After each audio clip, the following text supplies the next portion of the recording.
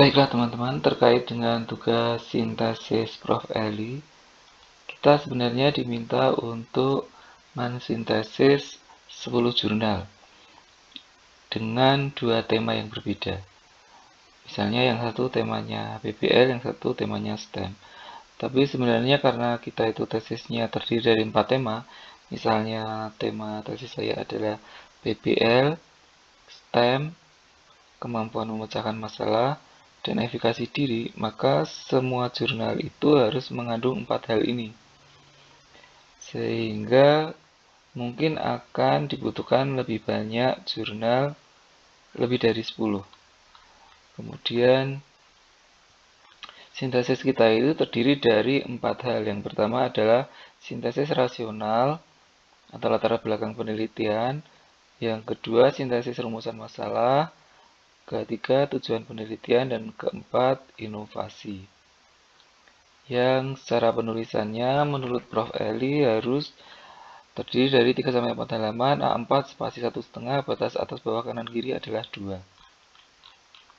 Nah, sehingga kita harus download banyak sekali jurnal seperti yang disyaratkan minimal tadi 10, bisa lebih dari 10 sebenarnya karena kita kan menganalisis 4 hal sesuai tesis kita masing-masing.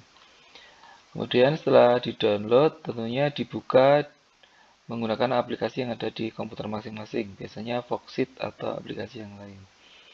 Nah, dari jurnal-jurnal ini biasanya kita bisa langsung menuju ke abstrak untuk mengetahui hasil dari penelitian jurnal tersebut apa sebenarnya.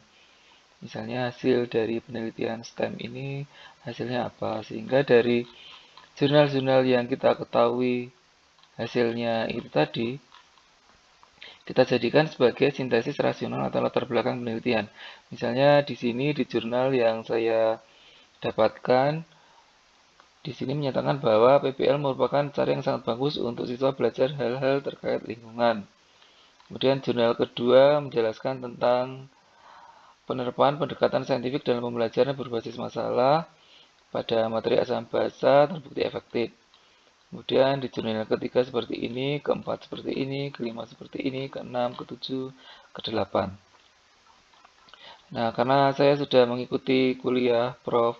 Sugiarto tentang penulisan karya ilmiah, maka diminta untuk jurnal-jurnal yang kita cantumkan dalam latar belakang seperti ini, maka ditulis citasinya seperti ini, diwarnai biru, di depannya adalah nama penulisnya, koma, kemudian tahun terbitnya jurnal.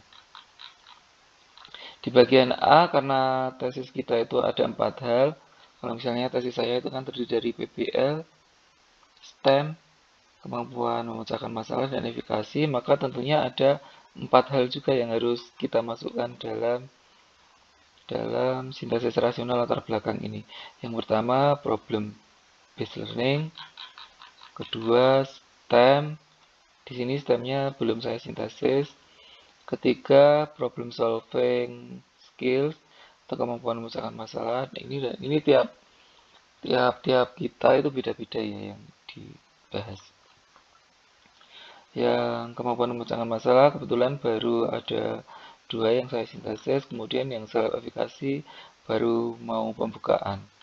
Kemudian yang B itu rumusan masalah. Dari tesis kita itu kan kita bisa membuat rumusan masalah, misalnya 1-8, 1-9, 1-10, dan seterusnya. Kemudian dari rumusan masalah itu kita buat tujuan penelitian. Biasanya tujuan penelitian itu lebih sedikit dari rumusan masalah.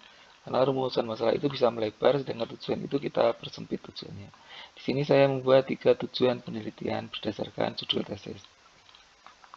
Nah, kemudian di penjelasan inovasi dan contoh langsung di bagian D ini seperti yang saya sampaikan di grup WA, bahwa di sini menjelaskan tentang tesis kita itu mau kita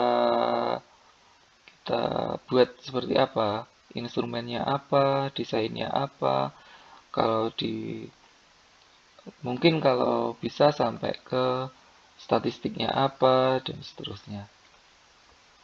Kemudian di daftar pustaka, ini kan daftar pustaka dari minimal 10 jurnal tadi. Kalau jurnal itu penulisannya seperti ini, kalau baru sampai proceeding reference, belum sampai jurnal penulisannya seperti ini, kalau buku seperti ini, kalau tesis seperti ini. Dan biasanya kita kan pakai sumber primer, jadi biasanya jurnal.